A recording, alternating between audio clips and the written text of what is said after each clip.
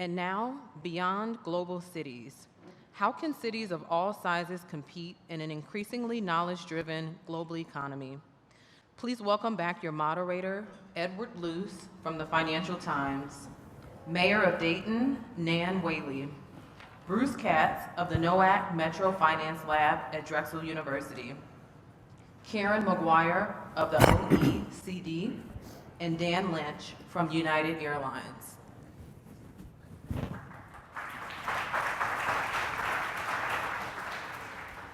Thank you all for joining me and being here today. You've just heard my conversation with Steve, which I think tees up ours very nicely. I'm going to sort of pick up where I left off, if you don't mind, with Steve, and go straight to you, Bruce. Sure. As the founder of the Metropolitan Center at Brookings, as the sort of Mr. Urbanist, and author of the new Localism, Coping with the Cities in the Age of Populism, you seem the ideal person to kick this off. So Bruce, we focus a lot on big global cities. Mm-hmm. And this panel, I think, provides a welcome sort of focus on the cities that aren't the winner-takes-all cities. Mm-hmm. Not the small towns, not the rural areas. They're actually cities that are losers. Talk to us a little bit, although very efficiently, about how those cities can be made to thrive again without being sucked up by the successful global cities that are sweeping up most of the winnings nowadays. Well, I think this builds exactly on what you and Steve were talking about, because if you go to a city like Dayton, just to take a random city, what you see is a city with incredible but good bones, right? Historic downtown, waterfront, beautiful city on so many levels, but also advanced research out of the University of Dayton and Wright-Patt Air Force Base. So this is like a serious place if you want to do some of the most technologically advanced work around cyber, let alone aeronautics. So this has a raison d'etre. In the last 15 or 20 years, we sort of flew over the Daytons, we flew over the Eries, we flew over the South Bends, and didn't quite recognize that they had this platform, both their amenities and the quality of their place, but also these advanced assets. And I think what's beginning to happen for a whole bunch of different reasons, but opportunity zones are helping us rediscover the United States, is we're beginning to build off the economic function, obviously local housing, retail, commercial real estate, clean energy. We're going to see a lot of capital, not just moving in from the outside, but actually bubbling up from the bottom. And I think within a year, after this fully bakes, we will have a different way of actually design, finance, and deliver the kind of projects that both move your advanced economy, but also make your city so much more attractive to retain and attract talent. I'm interested in this idea of we flew over cities like Dayton. We flew over the city that gave birth to the Wright brothers. Correct. Absolutely. Yeah. So talking of Dayton, and thank you for teeing that up. Nan, you've been mayor since 2013, is that right? And pretty much, with the exception of the air base and some healthcare and a good community college, most of the big industrial stuff had gone by then. Right. You know, the 2008 recession cost the region around 63,000 jobs. And I'd say probably Detroit and Dayton felt the recession the most just because of the sheer number of manufacturing jobs we had. So you're comparable in terms of population loss over the last generation with Detroit. You've had a similar sort of... You've got this history, the Wright brothers I just mentioned, but I was talking to Dick Longworth earlier, and Dick reminded me a person from Dayton invented the stepladder. Correct. And the meals that astronauts ate in space, and the ignition key for the all women can drive because of Dayton. Right. Saudi Arabia doesn't yet have its Dayton. And does not. You've got this extraordinary, innovative history. Mm-hmm. How do you bootstrap yourself from that history with a town that you inherited as mayor in those conditions in 2013? What are you doing? Well, I mean, like Bruce said, I think the investment that we have with the Air Force Base and advanced manufacturing, and also just the sheer amount of engineers and scientists we have in the community is very, very large. The challenge for us is, teaching engineers to be entrepreneurs is difficult sometimes, and really creating that space away from a manufacturing history back into that entrepreneurship.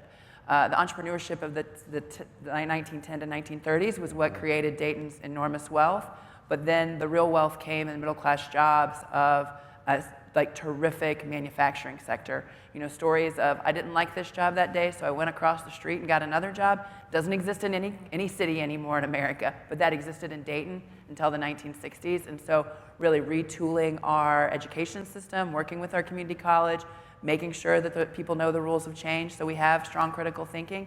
But then also, like Bruce said, there's a huge value add for mid-sized cities like Dayton. We're super affordable, we're easy to get around, no drama, but have like an urban space that millennials can be excited about, but don't have to, you know, get another student loan debt to live in it. So I think that's the value that, you know, these mid-sized cities have. But again, will not be successful if private sector really engages in a meaningful way and people stop just paying attention to the coast. So you can buy a mansion for the cost it would take to rent a car space in Manhattan. Right, so you know, my brother, you know, I said, you know, I'll disclose in 2008, 2 weeks before the bust, my husband and I bought a house. It's a 1922 Craftsman, 4 bedrooms, $62,000, you know? Before I ask Karen about the sort of larger context of this, just want to double check. The stepladder was only invented after 1910? No. It would have came before then. No, but I think like a lot of the times in like the period of Dayton that people think about is Charles Kettering, you know, if you imagine Paul Laurence Dunbar, one of the great American poets, the Wright brothers, and Charles Kettering wandering around the streets of Dayton, you had some amazing intellectual capital during that period of time. Karen, you look at this from an OECD-wide perspective. You're based in Paris, right? Now, the complaint you will hear top to bottom, whatever map, it's a big city, small city, second or third tier in the United States, is the federal government isn't helping. And it hasn't been for quite a long time through Democratic and Republican administrations. Cities can't operate in a vacuum. They need help. They need a national policy framework. Where are cities getting that kind of help inside the OECD? What examples should we be looking to of partnerships between city and national governments? Okay, well, you know, one of the big issues that we have to keep in mind is that there are so many policy fields that have an impact on cities, and that if we don't think in a more comprehensive way about what is an urban policy framework to help all kinds of cities, we're going to miss a little bit of the boat. So it's not just one policy, it's transport, it's education, it's all of those. There are some countries, even in a federal context like Germany, where they do have a forum for national and subnational governments to talk about what is the policy framework and how things can be improved. There are other countries like the Czech Republic, which is more centralized than a federal country, but that have a specific focus on how to develop the network of cities. And I think you know, economists have been missing the boat a little bit, and one of the reasons we've been having these challenges with places left behind is because people weren't looking at the settlements patterns, the economic trajectories of different places. And our center at the OECD is trying to raise the visibility to national policymakers about what's going on across the territory on that urban to rural continuum and the role that each city plays, because not all cities are going to be at the top of these global city charts. However, the importance of the complementarity of these cities and what each city contributes to the big picture needs to be visible. And that's why we also need a lot more data and good examples to inform some of our national policymakers how to do this better. I'm shocked to hear that economists have been missing the boat. Can you elaborate a little bit? Sure, at the risk of being fired when I go back. But so what we're trying to do is really think about what's going beyond national averages. And the problem is a lot of the metrics that are being used are looking at national averages and they're looking at GDP, and they're not looking at the bigger picture of well-being and what is important for sustainable long-term development that counts for people, okay? You can have a great place, and we heard a little bit last night about the sort of inequalities within large cities. If you're just measuring the average, even in a city, you're missing the picture of what's going on at the different neighborhoods. So I think the issue is we've been ignoring the importance of where that economic activity takes place, because the macroeconomists are thinking about aggregates and totals, and they've ignored it to their peril, and I think we can see that in some of the voting results across different countries, because people have not experienced, they haven't been visible. And this is one of the things that we're trying to do with, not just with data and stories, but with policies, make this more visible. So I'd like to get back onto some specific examples later. Dan, in a way, you're the odd person out because it's not your job actually to think about a particular city or cities in general. Your job is to make an airline, a good airline and a profitable airline. Right. But you do benefit, like other American airlines do, from the Essential Air Services subsidy. Or at least small towns benefit from it. Small cities benefit from it because you might otherwise not fly there. Right. To what extent do you think the federal government can assist these second and third tier cities with other kinds of assistance to make people like you connect them? Because without being connected, they haven't got much chance, right? Yeah, yeah. Well, I would say that is probably the leading program, the Essential Air Service program, and it is one that is always on the chopping block.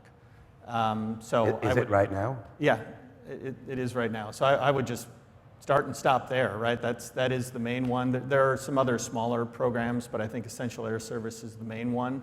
And you know, I'm not here to take a position one way or the other whether it should continue, but what I will say is I think those communities depend on it, and the mayor and I were talking about this earlier. Without that air service, without that connectivity to the global marketplace, it's pretty hard for those cities to get an economic toehold.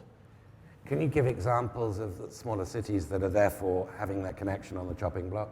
Yeah, and we are talking about small cities, yeah. To be clear. We're not talking about mid-sized cities like Dayton. Dayton doesn't need that level of subsidy. We're talking about a city like a Paducah, Kentucky, or Marion, Illinois, or Dixon, North Dakota. Those are the type of cities that we're talking about, and they have Essential Air Service programs now, and I think they benefit from them. So in addition to the connections, is there anything you as an employer are incentivized to do in terms of devolving your economic activity to smaller cities? Well, I guess what I would say is, if you take a step back from the federal subsidies, I think a lot of cities are taking matters into their own hands, right? And they don't necessarily wait for the federal government to help them. You see a city like Dayton or other cities that get the public and the private sector involved. They're putting together their economic development strategy. Part of that includes air service. They're very aggressive in trying to promote their airport, making sure their airport is robust, has the level of service that it needs to attract businesses, and the airlines will follow. Okay, well, I want to get into the ozones because I know, Bruce, Yep. did you want to come back on that? No, I just want to pick up this point, though, that waiting for Godot, right? Waiting for the national government to suddenly shock back into functionality, I think is a distraction. What we're seeing all over the country are these public-private civic collaborations around economic development in particular, because cities are not governments, they're networks. And there's enormous capital at the local level, pension fund, university endowments, high net worth individuals, corporate balance sheets. I mean, that's why the Daytons of the world are beginning to really come back and assert their economic relevance. Okay, so let's get onto the ozone because you're a big champion of the ozone, and as we just heard, Steve Case is a big fan of the ozone too. And as you've just heard, I like to play devil's advocate. Sure. And so the case that companies didn't move or shut down because the tax rates were too high, they shut down because their industries became obsolete or moved on. And companies don't tend to leave a place if they're doing well, if they want to be in that place, even if the tax rates go up. So why are lower tax rates the key to reviving these cities, as opposed, say, to big investment in infrastructure and skills and training? I think this is really about rewiring capital flows, actually. I think what is happening and has happened in the United States since the 1980s, if you're a university, you're a pension fund, you're a corporation, you're a family office, you take your wealth, you put it into a wealth management firm or a private equity firm or a venture capital firm, and they send it to the coast. 82% of venture capital goes to Silicon Valley, Boston, and New York. When there's all this activity in the country because of their advanced industry assets. So this is local wealth getting exported to the coast. What opportunity zones are basically doing is helping everyone rediscover who knew there's all this, so to speak, opportunity here, whether it's company formation, company growth, or housing, retail, commercial, et cetera, et cetera, et cetera. So we're beginning to rewire capital flows. And so everyone's waiting for capital flow in from the coast into the heartland. Actually, I think what we're trying to do is take local wealth and reinvest it locally. And that's going to be the big structural shift in the next 2 or 3 years. From Dayton's point of view, and I appreciate your point about waiting for Godot. The federal government, presumably, none of your plans are premised on the federal government suddenly roaring back to life as a constructive partner. No. State government, though, you can have as a constructive partner, right? And Right. other cities. Right, and other cities. You know, we've really, in Dayton and across the state of Ohio, the top 30 cities of Ohio have come together to really advocate more from the state. We had a pretty poor relationship for 8 years, and it's starting to really warm up. But I think, too, this local capital issue, I think, is, like Bruce is saying, is helpful. I also think it is important for the coast to pay attention to the center of the country. And I think that we see the exasperation of our politics being shown that way because people are still living in the center of the country and are usually, you know, not thought about much, and if thought about, you know, disparagingly by the elites. And so I think that also plays in the fact that they see a lack of investment. And so I think the opportunity zones have they have that chance. I don't know if it'll happen. They have that chance for that to really change. And Bruce's point about getting locals to invest locally, that makes people feel better anyway, and they didn't have those chances before. So I think that's what's really, really important. The last thing I'll say to you is, you said the federal government doesn't help. Like, the federal government hurts. Like, I think that's like a really important point. They do harm, and so that's what the challenge is for us, is, you know, always fighting against things that are not helpful to mid-sized cities, not helpful to places that have seen, you know, extreme movements of folks. And I think that's the challenge for us too. And I want to get back onto the federal government, and notwithstanding everything you've both just said. But Karen, examples of where you know, cities have done this with other cities or with regional authorities that leap out to you, either here or in other parts of the OECD. Where is best practice?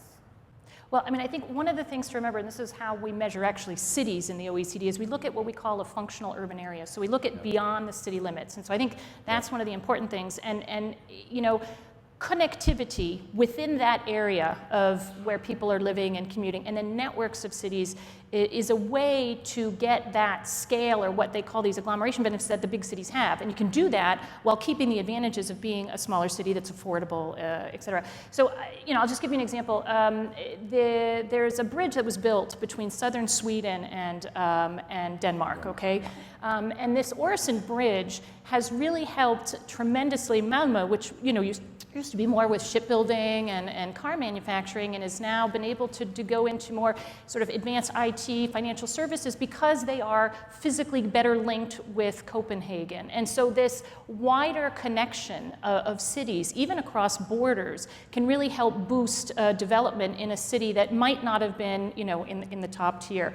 You know, we have a lot of other regional authorities that are very effective at trying to build these links with the hinterland. And if you think, you know, Frankfurt has had for a long time a regional authority that has gone rather far out in its public transport and has been very effective at making sure that the wider area is involved. And I think this also can help address some of the challenges associated with the discontent, what we call maybe the geography of discontent, because we feel a connection. And you know, policies and, you know, that do no harm, you know, policies that say, no, you're urban, you're rural, you're this, you're that, it neglects the reality of this continuum.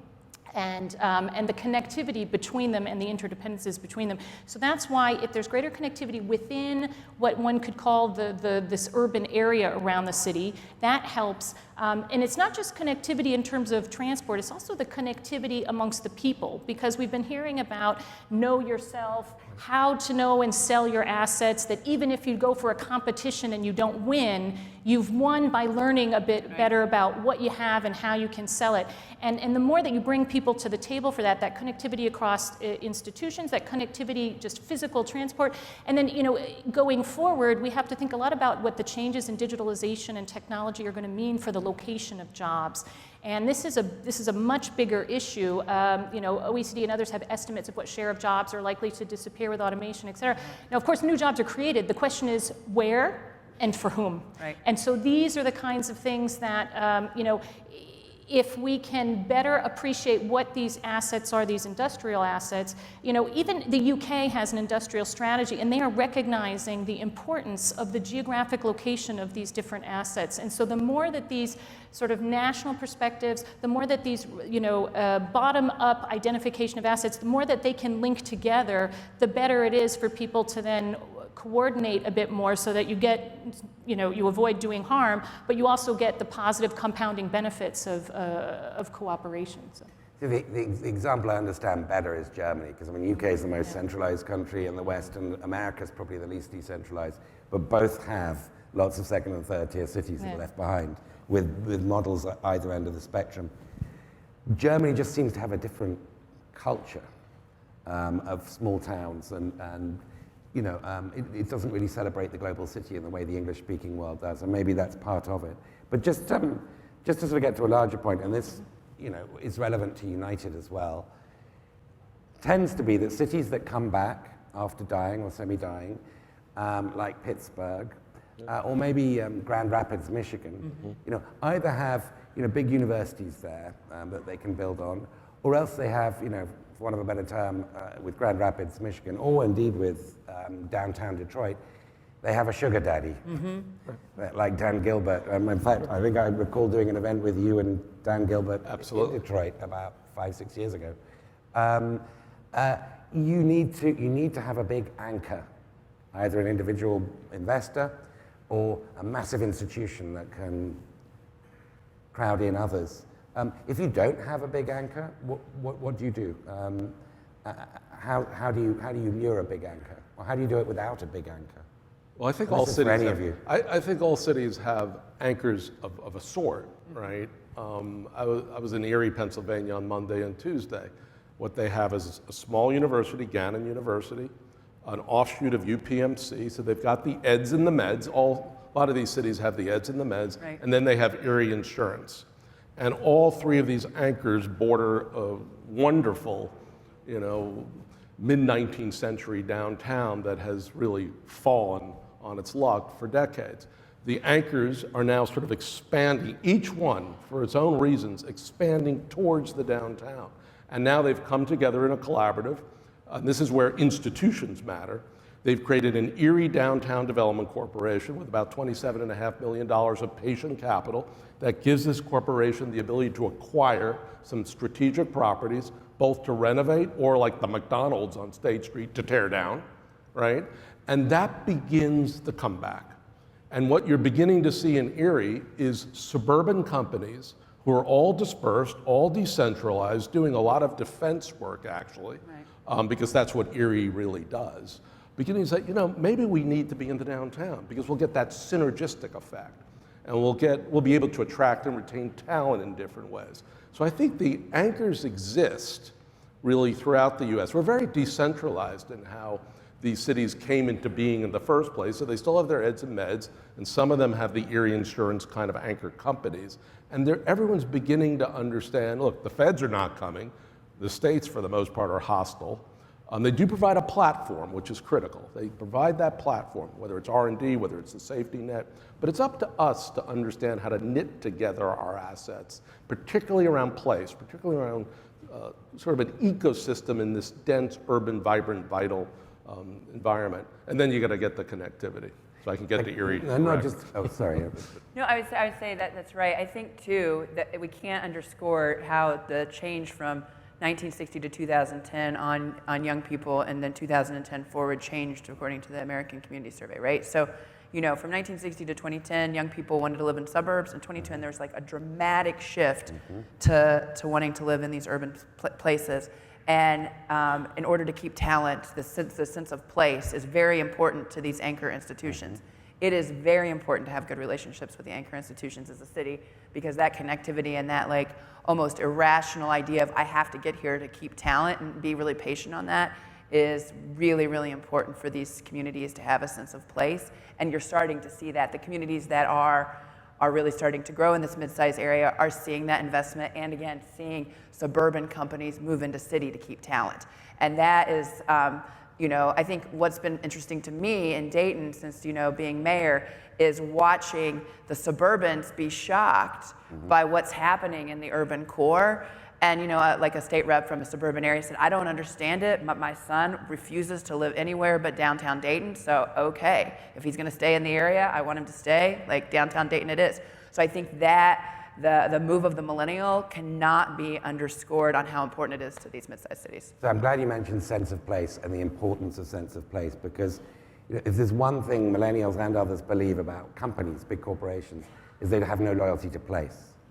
And that they don't really, in spite of CSR talk, they don't really feel any responsibility for these problems that we've been discussing. Now, United's based here in Chicago, but within a 100-mile radius, there are dozens and dozens of towns that are doing really badly.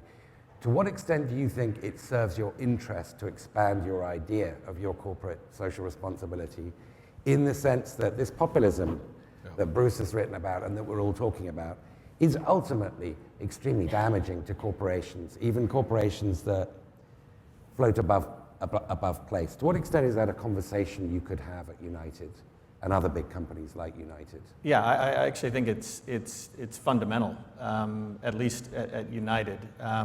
We have a slogan that says uniting the world and connecting people. That's what we're about, right? That's our business, of course, but it's also, I think, our mission, and it's something that our employees really embrace. It's not just a sense of place for us here in our headquarters city in Chicago, but every one of the other 6 hubs that we have around the country, but the hundreds of airports that we serve around the world. We want to be involved in the communities that we serve, and that is just part of our core business. And you could say to employees that we'll go to one of these cities that's only served, these tiny places that is only served, say you can live in a place 5 times the size and you can still fly out whenever you like. Yeah. I mean, there are incentives for people to live in Dayton and other places in terms of quality of life, right? Absolutely. You can make the most of. Yeah. Are you doing some of that or trying? Yeah, absolutely. We probably have the most mobile workforce. Of course. Yeah, and obviously we have some inherent assets and some advantages, I suppose. But yeah, we have pilots, we have flight attendants, customer service agents that maybe work in Chicago but live in Dayton or live in Appleton, Wisconsin, and they commute every week. And that's the choice they make and the value they see in living in those communities. So let's get back to other things the federal government could do. You clearly mentioned one thing. You said don't wait for the federal government, but here is one thing, the ozone, that you're a fan of. Well, the ozones are an unusual federal tax incentive because the prior federal tax incentives that we had, low-income housing credit, the STAR credit, new market credit, come with all these prescriptions. And what the ozones comes with is just sort of an open field. It's like the Wild West out there. So it basically says to cities, and this is why Eric Garcetti and Accelerator for America, working with Nan and many others, trying to pull this together, create norms and models of new project finance. It says to cities, you're going to create this market Wikipedia-like. We're not going to prescribe it, you're going to create it.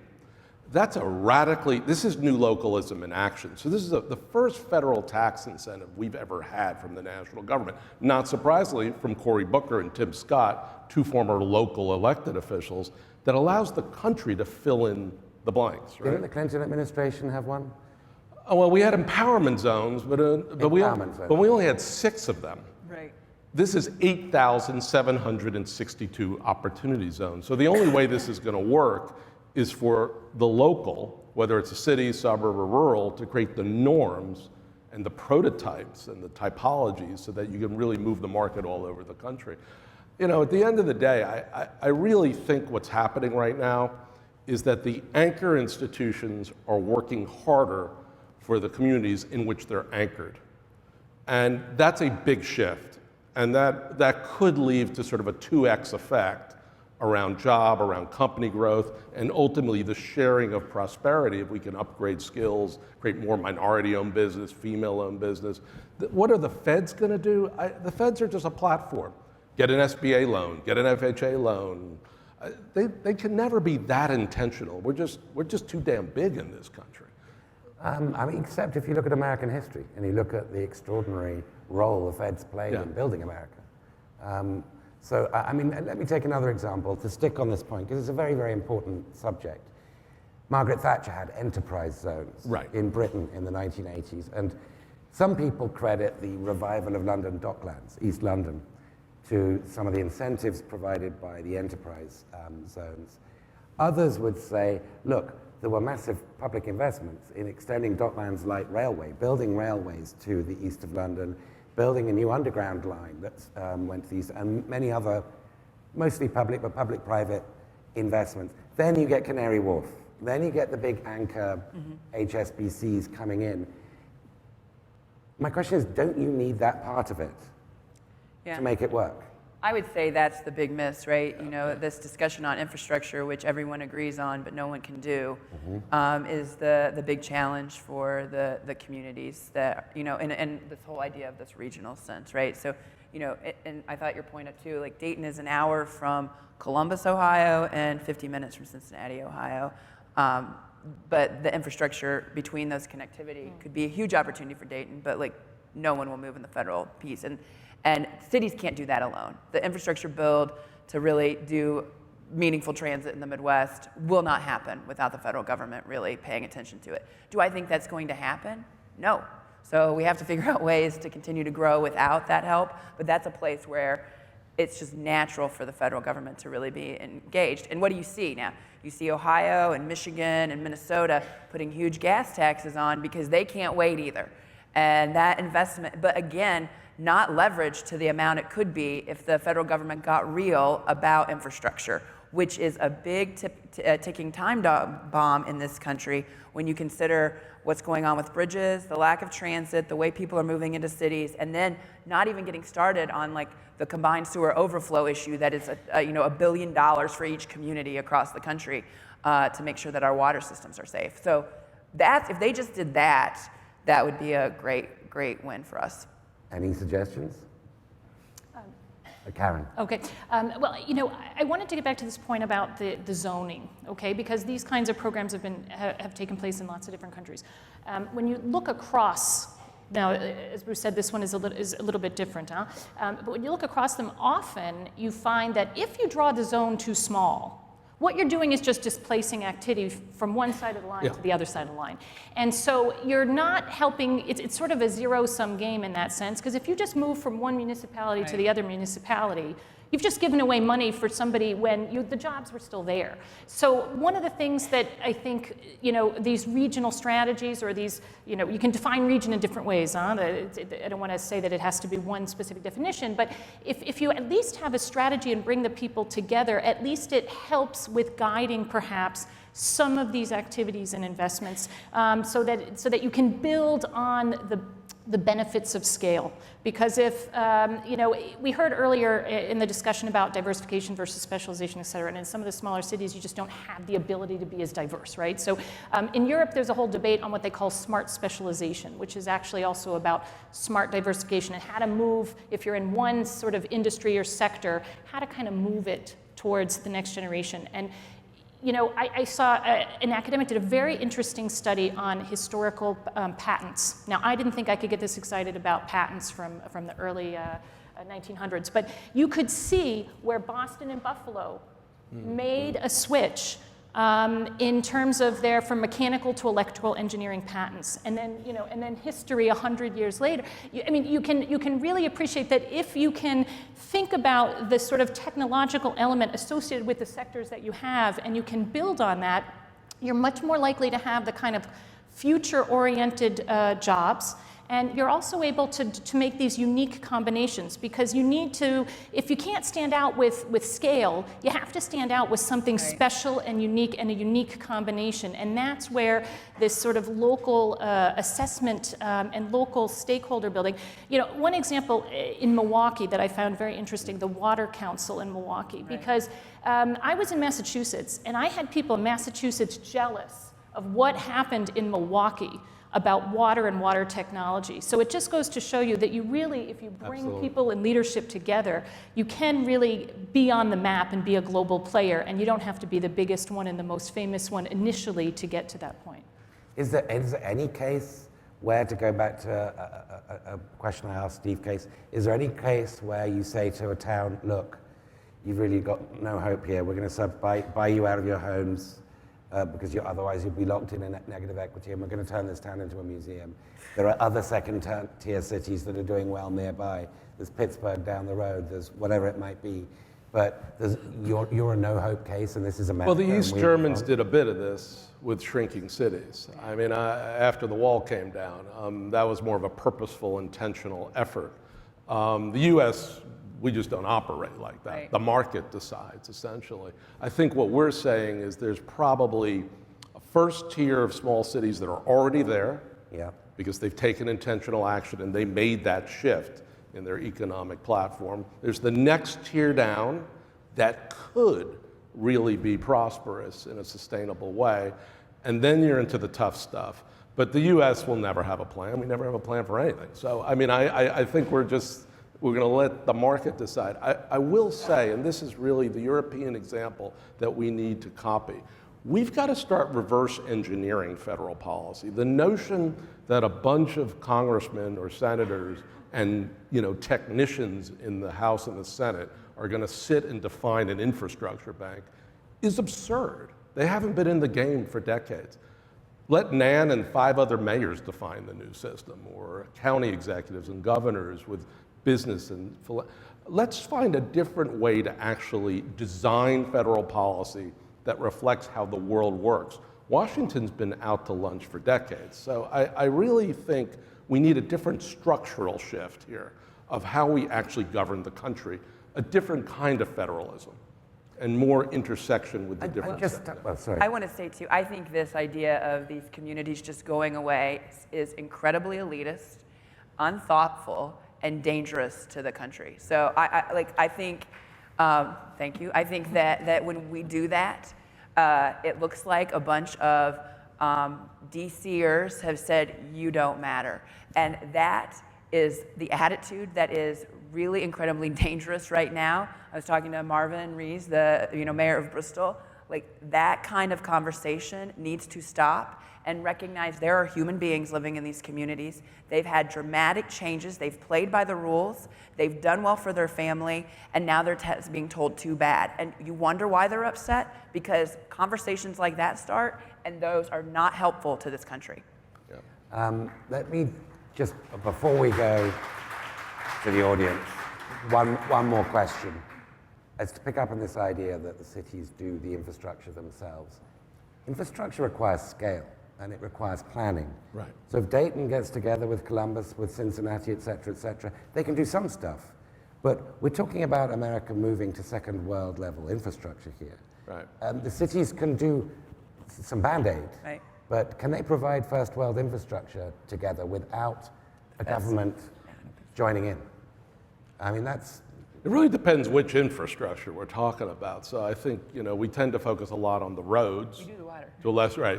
But I think we've got to basically understand there's no one kind of infrastructure. If we're talking about energy, if we're talking about water, if we're talking about fiber, each one has a different kind of way of financing and design. So we got to get a hell of a lot more sophisticated about this, because we're not second world, we're becoming third or fourth at this stage.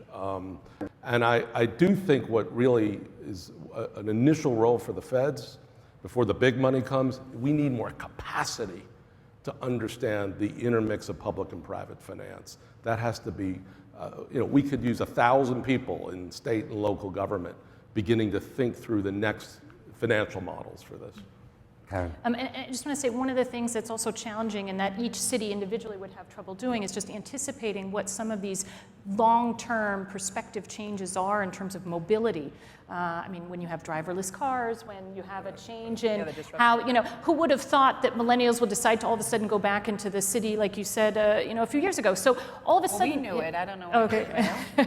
So all of a sudden, you need to make these infrastructure investments for decades to come. And some of the foresight that's needed in order to understand what these other forces are is going to be a challenge, and we need some sort of help, I think, collectively in anticipating some of these future infrastructure needs, because we'll be stuck. Yeah. you know, So for a long That's a time. big deal, yeah. We've got a limited amount of time for questions. I think if you could, the mics will find you, and if you could just say who you are and then ask a question quite efficiently. I can't really see any hands up. There is over there. Hi, Scott Bernstein, Center for Neighborhood Technology. Bruce set a table for a challenge by saying, let's make it more local, let's make federalism more locally driven and accountable. And the conversation then seemed to switch to big investments that still needed to be made, infrastructure. And I submit that several people on the panel have made the case that not only where you invest, but what you invest in might make the difference. Mayor Whaley's taken leadership on the idea of welcoming cities, of being ready for a shift that's already started to happen. So I'd like you all to comment, if you could, about what might be different in your framing as we think about living in a world of climate change. It's not theoretical.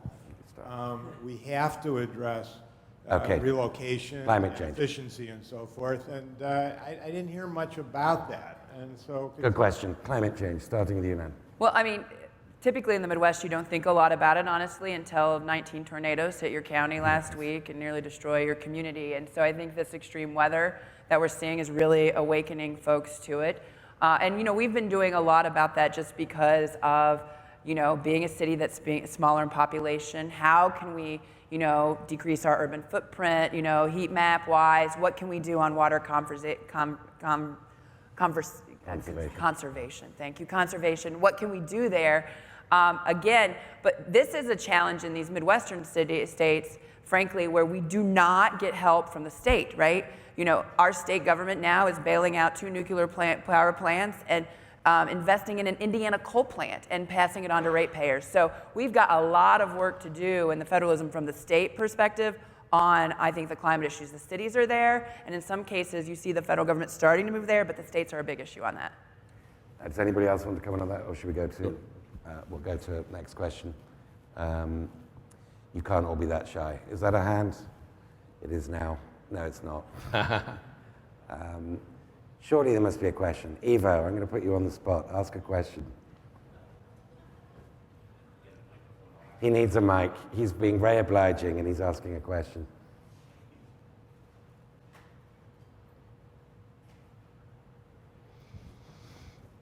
So it's actually a question I wanted to ask in the previous panel, so I'll ask it here because it's a business question. Yeah. And it's the relationship between business and subsidies provided by the local government. Mm-hmm. There is this long-standing idea that we compete, as we saw with HQ2, for subsidization. But subsidies for what? Yeah. And shouldn't it be that those kinds of incentives to acquire businesses to come in lead to the subsidization of better public transportation systems that benefit the entire community? Is there a way for business, and I'm looking at Dan because he's the private sector person on the panel, is there a way for business and the local community to work and think about how public resources can be used for public ends that also benefit the private company that's coming in? Yeah, absolutely. I think, you know, and I think you saw that a little bit in the Amazon thing. I mean, there was obviously a lot of focus and attention around how much subsidies Amazon was going to get, but I think what didn't get talked about a lot was all the infrastructure investments that are going to come as a result of Amazon locating, whether it was here, I think now in Virginia, you know, you're going to see significant investments in public transportation because you got to get that workforce moving around. So absolutely, I think there's a role that corporations can play in making sure that cities are making the investment, regardless of whether we're trying to attract a new company. It's something we should be focusing on in the cities that we currently operate in. Absolutely. And I want to actually go back to the last question, if that's possible, because I think we're in the middle of a shift. And so if we're thinking about cities leading the climate solutions, all we need to do, to some extent, is go to the Copenhagens, who are moving to 0 carbon emissions by 2025, right? Capture it, codify it. How much of it is because of the Danish national policy or EU policy, and how much of it really is because Copenhagen has created these public asset corporations that allow them to basically do smart regeneration along the harbor, take the revenue from that, and then fund a metro-wide transit system without a kroner of tax. So what I think we're let alone the bicycles, which is maybe just a peculiar cultural thing, but we've got to get better at capturing, codifying innovations when they occur in one city, spread it to 3, spread it to 5, spread it across continents, across countries. We got to get a lot more serious about what it means to be in an urban age in a metropolitan century. We still have a hangover of a 20th century. Hierarchies, specialization, department of this, department of that, and we're moving to a horizontal world. And we don't yet have the intermediaries. Bloomberg started it, Accelerator for America started. We're not quite there to capture and scale and replicate in a fast product cycle. Strikes me actually climate change is a selling point in a way, in a perverse way for the Midwest, notwithstanding your tornado problem, is that you've got all this fresh water. First time in 100 years, so we hope it doesn't come a few years. So it's not a new pattern, but you've got all this fresh water. You're away from the coasts where you've got the rising sea levels. That Detroit might look a lot more attractive in that context than some of the coastal cities. Well, I was about to say we have time for one more question, but we don't. So thank you very much for all of you.